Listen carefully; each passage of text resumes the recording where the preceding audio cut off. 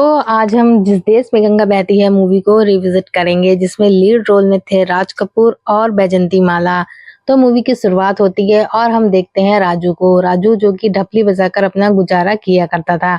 यहाँ हम देखते हैं राजू गंगा के किनारे रहा करता है और वहीं पर लोगों का मन बहलाता है गीत गाकर। यहाँ हम देखते हैं डाकुओं को जो कि पुलिस से बचकर भाग रहे होते हैं क्योंकि उन्होंने चोरी करी होती है। यहाँ पर भागते हुए डाकुओं के सरदार को गोली लग जाती है और वह जंगल में कहीं गिर जाता है। हम देखते हैं राजू वहीं से गुजर रहा होता है तो डाकुओं का सरदार उसकी तरफ अपनी बंदूक तान कर कहता है कि तुम्हारे पास कोई हथियार हो तो मुझे दे दो। यहाँ राजू एक चम्मच निकालता है और उसे डाकुओं के सरदार को दे देता है। हम देखते हैं थोड़ी देर बाद वो पूछता है तुम्हारे पास कोई कपड़ा हो तो मुझे दे दो। यहाँ राजू अपना कपड़ा निकालता है और डाकू के सरदार के पैरों में बांध देता है क्योंकि उसे पैर में गोली लगी होती है और वह चल भी नहीं पा रहा होता है। राजू उसकी मदद करता है और उसे एक सुरक्षित जगह पर लेकर जाता है। यहाँ वो अपने थैले से गंगा जल निकालकर उसे पीने को दे देता है। हम देखते हैं थोड़ी देर बाद राजू उसको खाने के लिए रोटी देता है। पहले तो वो गुड़ छुपा लेता है, फिर गुड़ भी दे देता है और खुद उसको खाते हुए देखता रहता है। कुछ ना कर पाते हुए वह ढपली लेता है और उसी से अपना मन बहलाने लगता है। यहाँ हम देखते हैं वो खाते खाते बेहोश हो जाता है। तब राजू देखता है कि उसके पास ढेर सारे जेवरात गहने पड़े। उन सभी गहनों को लेकर उसकी जेब में डाल देता है। यहाँ हम देखते हैं कि कुछ लोगों की आवाज आती है तो राजू कहता है कि मुझसे पंगा मत लेना, मैं पुलिस का आदमी हूँ। यहाँ पर डाकू के साथी छुपे होते हैं जो कि चुपके से राजू को पकड़ लेते हैं। उस पर हमला कर कर वह उसकी आंखों में पट्टी बांधते हैं और उसे अपने ठिकाने पर लेकर चले जाते हैं। यहाँ हम देखते हैं एक बस्ती जहाँ पर वो सारे डाकू रहा करते हैं। सभी अपने अपने घर वालों को चोरी की चीजें दिखाने लगते हैं और बड़ी ही शान से बताते हैं कि आज हमने ये चीज चुराई है। यहाँ हम देखते हैं राजू को जो कि मुंह पे पट्टी बंधी होती है। यहाँ हम देखते हैं राका को जो कि राजू के मुंह से पट्टी खोलता है और उससे पूछता है कि तू सच सच बताता है या नहीं, तू पुलिस का आदमी है या नहीं। यहाँ पर एक लड़की आती है और राका से कहती है कि इसको क्यों मार रहे हो, इसने ऐसा क्या किया है। तभी राजू भागने लगता है और भागते हुए कम्मो से टकरा जाता है। कम्मो इस मूवी की हीरोइन है। हम देखते हैं वो राजू को बहुत ही बुरा भला बोलती है और एक झापड़ भी लगा देती है और वहां से चली जाती है। दूसरी लड़की जो होती है वो राका से शादी करना चाहती है और उससे इसी बात के लिए मना रही होती है। यहाँ हम देखते हैं कम्मो को राजू की ढपली मिल जाती है और वो वही ढपली बजाने लगती है। डाकुओं का सरदार उस ढपली को देखकर पहचान जाता है और कहता है ये उसी लड़के की ढपली है जिसने मेरी मदद करी थी। वह उसे अपने पास बुलाता है और राका से कहता है कि इसे बिल्कुल भी तकलीफ नहीं होनी चाहिए, यही है जिसने मेरी मदद करी थी और मैंने इसका नमक खाया है। यहाँ हम देखते हैं डाकुओं का सरदार उसके लिए खाना मंगवाता है और उसे खाने को दे देता है। यहाँ देखते हैं राका सभी को बहला फुसला रहा होता है और भड़काता है कि वो आदमी पुलिस का आदमी है, हमें उससे सतर्क रहना चाहिए। दूसरी तरफ हम देखते हैं कम्मू राजू को लेकर जाती है, एक कमरा दिखाती है कि तुम्हें यहीं पर रहना है। वहाँ एक शेर की मूर्ति रखी होती है जिसे देखकर राजू डर रहा होता है। कम्मू उसे समझाती है कि तुम कितने बुद्धू हो, ऐसा कुछ भी नहीं होता। यहाँ पर कम्मू के दिल में राजू के लिए कुछ भावनाएं जगने लगती हैं। दूसरी तरफ हम देखते हैं कुछ बच्चे होते हैं जो कि कबूतर को मार रहे होते हैं, पर राजू उस कबूतर को बचा लेता है और उसे लेकर भागने लगता है। यहाँ राजू और उन बच्चों के बीच लड़ाई होने लगती है। तभी कम्मो आती है और उन बच्चों को डांटकर वहां से भगा देती है और कबूतर को लेकर किसी आदमी को दे देती है उसकी देखभाल करने के लिए। यहाँ हम देखते हैं कम्मो राजू को डांट रही होती है क्योंकि वो दोबारा उससे भागते हुए टकरा जाता है। राजू दुखी हो जाता है और एक कोने में बैठकर रोने लगता है। कम्मो आती है और उसे मनाती है कि तुम कितने भोले हो, इसमें रोने की क्या बात है, मैं तो बस तुम्हें समझा रही थी। यहाँ हम देखते हैं राजू परेशान हो जाता है, कहता है कि वह ऐसा बिल्कुल नहीं है। दूसरी तरफ कुछ लोग होते हैं वहां पर बैठे हुए जो कि राजू को परेशान कर रहे होते हैं, उस पर पानी फेंक रहे होते हैं, उसे पत्थर मार रहे होते हैं और राजू से बार बार पूछते हैं कि तू आखिर है कौन। राजू अपनी ढपली उठाता है और यहाँ पर हम देखते हैं वो ढपली बजाते हुए सबको अपनी बात बताता है। यहाँ पर मूवी का एक बहुत ही अच्छा गाना प्ले होता है जो काफी हिट था। इस मूवी में जितने भी गाने हैं वो सब काफ़ी हिट रहे थे। हम देखते हैं कम्मो भी होती है जो कि राजू को बड़े ही प्यार से देख रही होती है। राका इस बात को देख लेता है, उसे बिल्कुल पसंद नहीं आता और राजू को डाँटने लगता है। तब कम्मो बीच में आती है और उसकी ढपली राका से लेकर उसे डाँटते हुए कहती है कि तुम्हें इसे परेशान करने की ज़रूरत नहीं है। पर राका कहाँ मानने वाला था, वो अपनी बात पर अड़ा रहता है। इधर हम देखते हैं कम्मो अकेले में बैठी राजू का गीत गा रही होती है। यहाँ राजू शेर से डरकर उसके ऊपर अपनी ढपली रख देता है।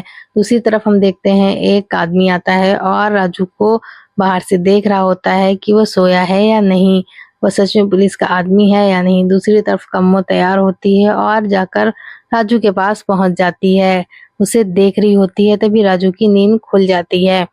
राजू कहता है कि आप इस टाइम यहाँ क्या कर रही हैं? तो कम्मो कहती है कि मेरी कुछ सामान यहाँ पर गिर गई थी, मैं उसे ही ढूंढने आई हूँ।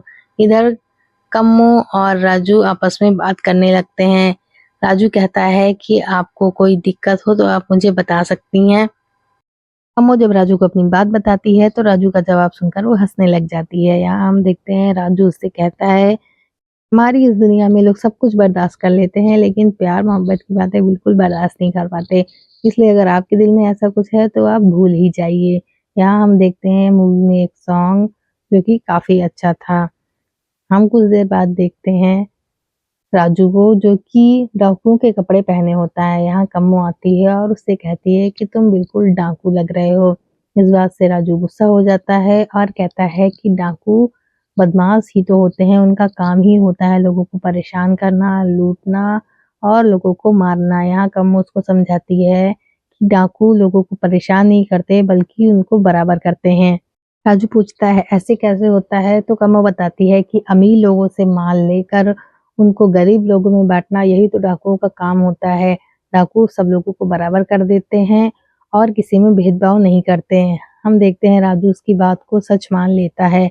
यहाँ हम देखते हैं थोड़ी देर बाद एक गाना मूवी का, जिसे कि गांव के सभी लोग मिलकर एंजॉय कर रहे होते हैं। यहाँ हम देखते हैं राका को जो कि राजू और कम्मो की नजदीकियां देखकर बहुत ही गुस्सा हो रहा होता है। दूसरी तरफ हम देखते हैं कम्मो को जो कि राजू को बंदूक चलाने की प्रैक्टिस करवा रही होती है। वह उससे कहती है कि तुम्हें बंदूक चलानी सीखनी चाहिए। यहाँ पर कम्मो एक फूल लेकर आती है, राजू उसे उसी के बालों में लगाने लगता है। कहता है कि मुझे बंदूक चलाना तो बिल्कुल नहीं अच्छा लगता, पर इन फूलों की तरह मुझे शांति से रहना अच्छा लगता है। लगता है ये फूल आपके बालों में लगा दें। यहाँ हम देखते हैं राजू कम्मो को प्रपोज करता है और कहता है कि भगवान ने चाहा तो हमारा एक इसी फूल की तरह लल्ला होगा, क्या आप हमारे उस लल्ला की माँ बनना चाहेंगी? हम देखते हैं कम्मो ये बात सुनकर शर्मा जाती है और वहां से चली जाती है। तभी राका अपने साथियों के साथ वहां पर आ जाता है।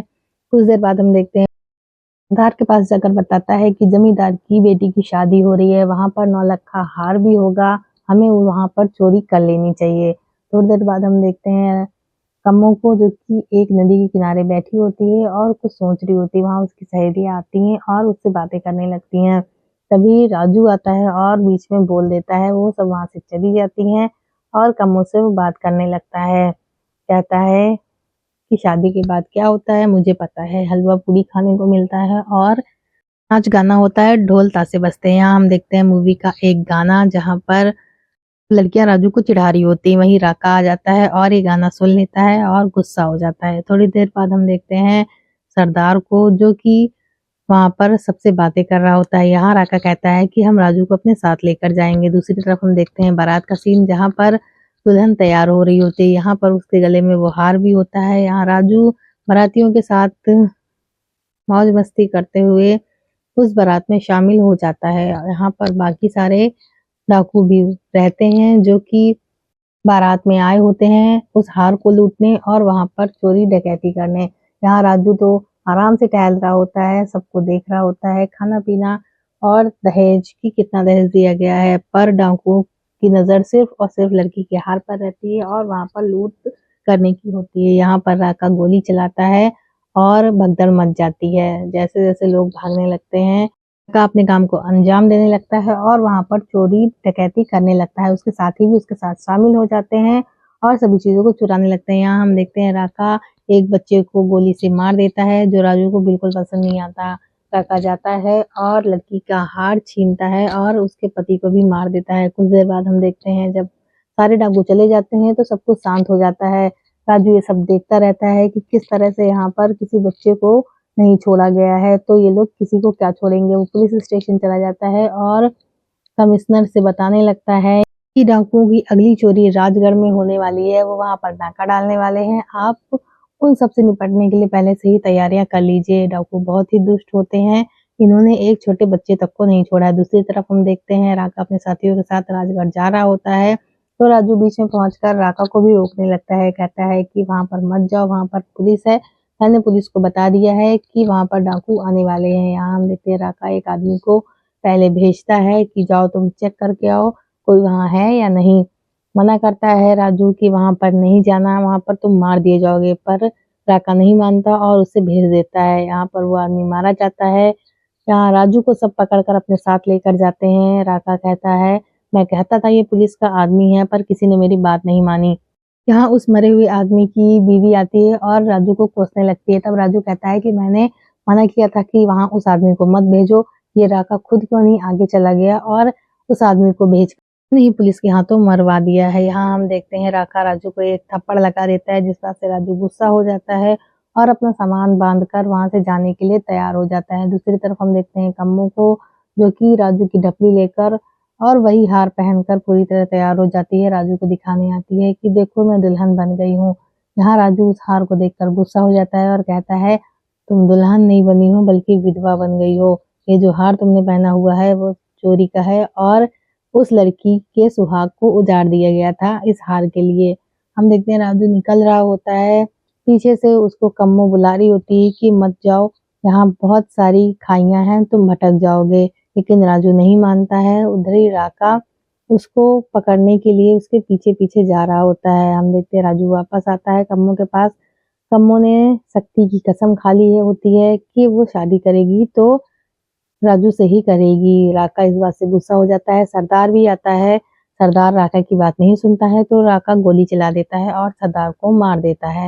यहाँ और भी लोग आ जाते हैं, पर राका उनसे कहता है कि ये बुढ़ा मेरी बात नहीं मान रहा था, इसलिए मैंने इसको मार दिया। अब तुम लोग चाहो तो राजू को अपना सरदार बना लो, चाहो तो मुझे। सभी लोग राका की तरफ हो जाते हैं और राजू को पेड़ से बांध देते हैं कि वो कहीं जा ना सके। दूसरी तरफ हम देखते हैं राका को, जो कि कम्मो के पास पहुंच जाता है और उसे जबरदस्ती मंगलसूत्र पहनाने की कोशिश करने लगता है। यहाँ कम्मो उससे लड़ने लगती है और खुद को छुड़ाकर भागने की कोशिश करने लगती है।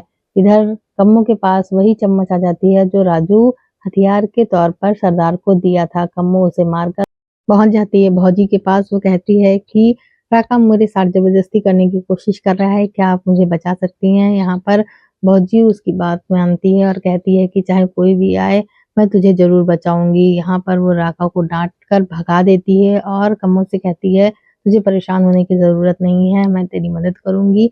मैं जाकर राजू को छुड़ा कर लेकर आती हूँ, तब तक तू पहाड़ी पर छुप जा और वहीं पर मुझे मिलना। यहाँ हम देखते हैं सभी नशे में धुत होते हैं।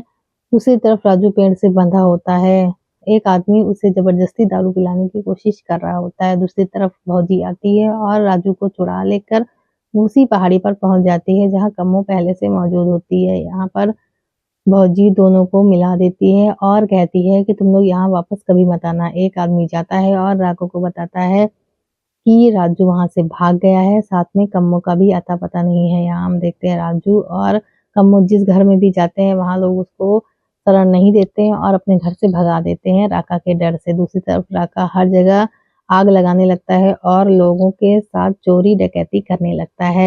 यहाँ हम देखते हैं राजू इस सब देखकर बहुत ही दुखी हो जाता है और कम्मो से कहता है कि आप वापस चली जाइए, आप वापस चली जाएंगी तो राका ये सब रोक देगा और ऐसा कुछ भी नहीं होगा। कम्मो से समझाती है कि तुम ऐसा क्यों बोल रहे हो, हमने मिलकर इन सबसे लड़ने का फैसला किया था। इधर हम देखते हैं राजू को सुपरिटेंडेंट की याद आती है और वो उसी के पास पहुंच जाता है कम्मो को लेकर। राका को भी पता चल जाता है, वो वहां पर एक चिट्ठी फेंकता है कि अगर सुपरिटेंडेंट ने राजू और कम्मो को नहीं छोड़ा तो वो वहां पर बहुत तबाही करेगा और उसके बीवी बच्चों को भी मार देगा। सुपरिटेंडेंट इस बात से डरता नहीं है और कहता है कि कुछ भी करे पर मैं इस बार उन लोगों को पकड़ कर ही रहूंगा। यहाँ हम देखते हैं कम्मो सो जाती है पर राजू को नींद नहीं आती। वो उठता है और उसी जगह पर वापस चला जाता है जहाँ से वो भागकर आया था। यहाँ हम देखते हैं एक आदमी राजू को पकड़ लेता है और राका के पास लेकर पहुंच जाता है। राजू फिर भी भलाई की बातें कर रहा होता है और कहता है कि मैं भलाई का काम कर रहा हूँ, मैं यहाँ पर सबको मिलाने आया हूँ, अगर तुम चाहो तो मुझे मार सकते हो। पर राका अपनी बुद्धि लगाता है और उसको छोड़ देता है। यहाँ हम देखते हैं राजू पहुंचता है भौजी के पास, खाना मांगकर खाता है। दूसरी तरफ भौजी अपने बच्चे को ढूंढती है तो राजू जाता है और भौजी को समझाता है कि इसे क्यों मार रही है, इसको जरा सा खांसी होती है तो तू परेशान हो जाती है, अगर इसे बड़े होकर फांसी लगेगी तो तू क्या करेगी। यहाँ पर हम देखते हैं भौजी को समझ में आ जाता है। वो अपने पति के आने के बाद उसको समझाती है कि अगर कल को मेरे बच्चे को भी तेरी तरह चोरी डकैती करने की आदत पड़ गई और उसे भी कल को तेरी तरह ही फांसी की सजा सुनाई जाने लगी तो क्या किया जाएगा। जैसे तू चोरी डकैती करता है वैसे ही वो भी करेगा और वो भी पुलिस की गिरफ्त में आकर फांसी पर चढ़ेगा। यहाँ हम देखते हैं मूवी में एक गाना होता है जिसमें राजू ये बता रहा होता है कि हमें किस तरह से चोरी डकैती छोड़कर आपस में मिलकर रहना चाहिए। यहाँ राका ये सब देखकर गुस्सा हो रहा होता है। दूसरी तरफ वो अपने आदमियों को पुलिस स्टेशन भेज देता है जहाँ पर कम्मो कैद होती है।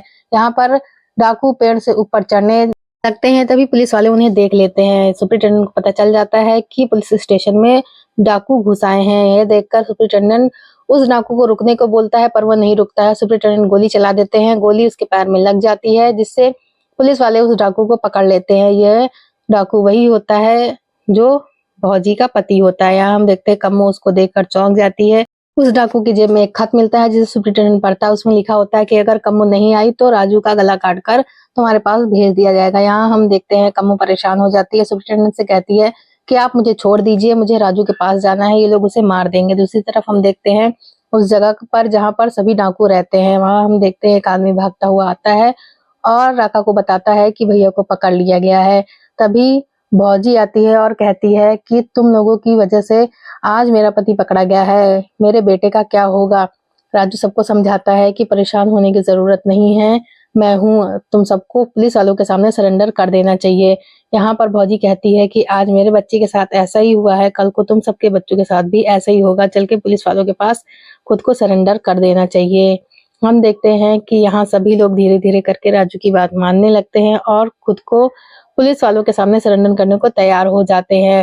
राजू सबको समझा रहा होता है तभी कुछ लोग आते हैं और पूछते हैं कि अगर हम तुम्हारे साथ चलने को तैयार भी हो जाएं तो क्या दावा है कि तुम हमको बचाओगे।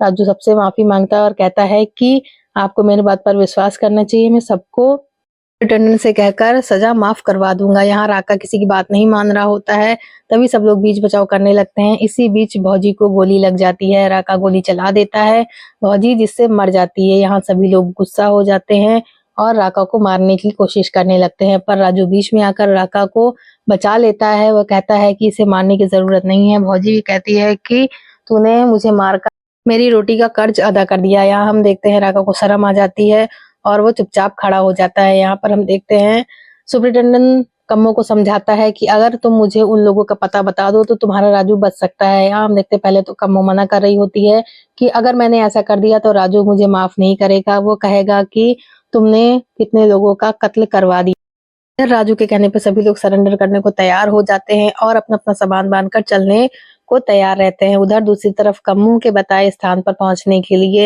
ढेर सारे पुलिस वाले तैयार हो रहे होते हैं डाकुओं की बस्ती पर हमला करने के लिए। यहाँ हम देखते हैं उधर से वो लोग निकलते हैं और इधर से ढेर सारे पुलिस वाले पहुंच जाते हैं उस बस्ती पर हमला करने के लिए जहां पर कम्मो उन्हें लेकर जा रही होती है। दूसरी तरफ हम देखते हैं सुपरिटेंडेंट दूरबीन के जरिए देख लेता है कि उधर से बहुत सारे लोग आ रहे होते हैं। यहाँ राका पुलिस वालों को देख लेता है और कहता है तुम लोगों की बेवकूफी की वजह से आज हम सब पुलिस का शिकार बनने वाले हैं, पुलिस वाले हमको नहीं छोड़ेंगे।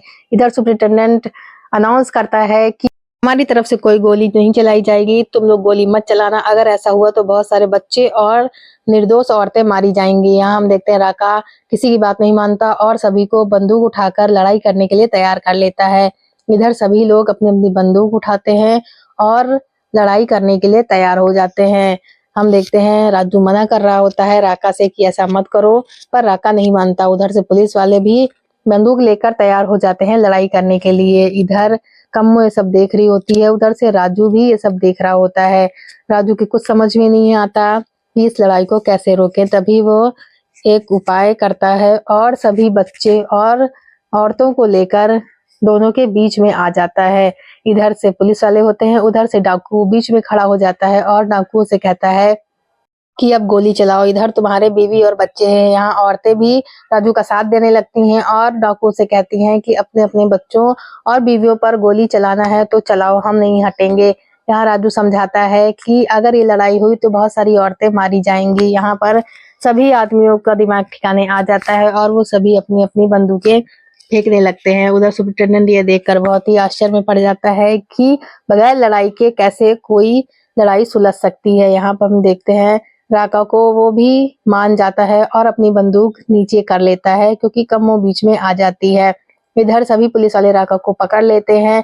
उधर सभी लोग खुशी से आपस में मिलने लगते हैं। सुपरिटेंडेंट कहता है कि इन सबको सजा तो जरूर मिलेगी पर फांसी जरूर रुक सकती है। इन्होंने खुद से सरेंडर किया है और औरतों और बच्चों के लिए अलग से कुछ व्यवस्था करवा दी जाएगी। हमारा कानून ऐसा ही है, सबको न्याय देता है। इधर सब खुशी खुशी इसकी वैन में बैठकर जाने लगते हैं। हम देखते हैं यहाँ पर मूवी एंड हो जाती है।